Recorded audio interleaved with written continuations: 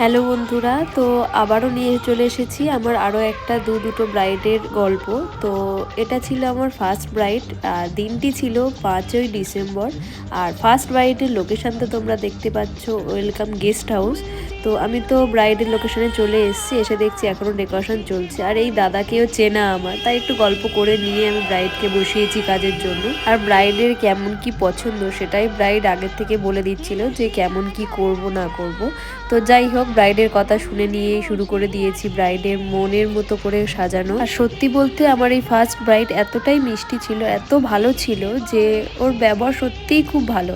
আর ও late করে বসেছিল, তার জন্য আমাকে দু এক কথা বলেওছি, কিন্তু ও কিছুই বলেনি, নিজের দিদির মতো করে মানিয়ে নিয়েছে।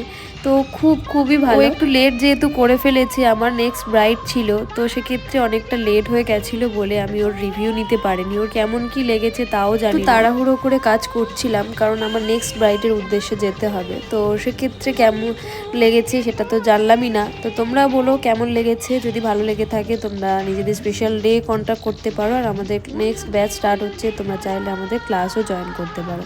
তো চলো বন্ধুরা, টাটা।